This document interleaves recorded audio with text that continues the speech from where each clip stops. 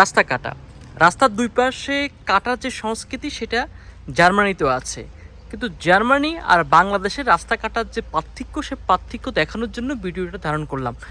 অর্থাৎ কিছুদিন আগে, বিশেষ করে গত কয়েকদিন পর্যন্ত আমি যে জায়গায় থাকি সে আবাসিক এরিয়াতে দুই ধারে রাস্তা কাটছে। বিশেষ করে রাস্তা কাটা হচ্ছে পানির লাইন এবং বিভিন্ন প্রকার বৈদ্যুতিক লাইনগুলোকে স্থাপন করার জন্য অথবা রিপেয়ার করার জন্য রাস্তা কাটছে। আমি ঠিক এখন দেখাচ্ছি যে বিষয়টা হচ্ছে রাস্তা বাংলাদেশেও কাটছে, জার্মানিতেও কাটছে, কিন্তু কাটার পার্থক্যটা কোথায়? আমি যদি এই জায়গাটা একটু ধরে দেখাই, যে এই পাশটা যে কালো, একেবারে কালো পাশটা কিন্তু কেটেছে এবং 2-3 দিন আগের কাটা, এবং এটাকে সুন্দর করে আবার ঠিক করে রেখেছে।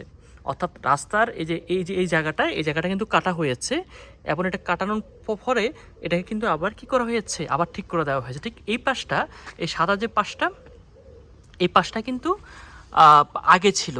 এখন দেখেন এই যে কাটা হয়েছে রাস্তাটা, এই রাস্তাটা একেবারে সুন্দর স্মুথলি, আপনি যদি পুরোটা যদি একটু দেখেন, আমি যদি একটু দেখাই, দেখেন এই পাশ আর এই পাশ তেমনটা কোনো পার্থক্য নেই।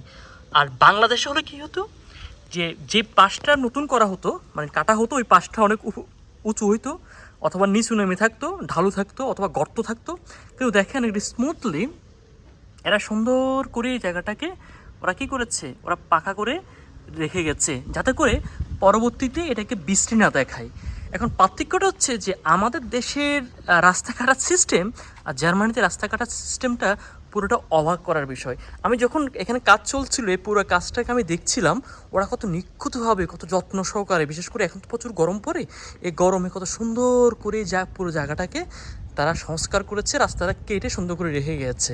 এবং দেখেন এর রাস্তায় যে কাটছে, রাস্তা কাটার সাথে মানে আগেরটার সাথে কোনো পার্থক্য নেই, এবং একটু বিন্দুমাত্র 19-20 নেই, পুরোটা সুন্দর করে ওরা ঠিক করে দিয়ে গেছে।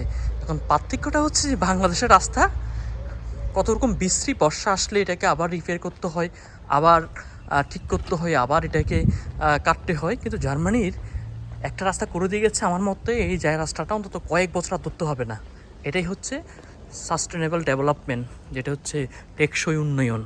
আর বাংলাদেশে যেটা হচ্ছে সেটা হচ্ছে দুর্নীতির উন্নয়ন।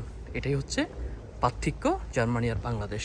ভালো থাকবেন, আল্লাহ হাফেজ, আসসালামু আলাইকুম। ও আচ্ছা, আপনাদের একটু দেখিয়ে রাখি যে এটা হচ্ছে আমার বাসার সম্মুখ অংশ, এবং আমি কিন্তু এই বাসাটা থাকি, এই বাসাটা দোতলায় থাকি। এটা হচ্ছে আমার বাসা, মোটামুটি সুন্দর আছে বাসাটা। একটু দেখাই, আজকে মেঘাচ্ছন্ন আকাশ।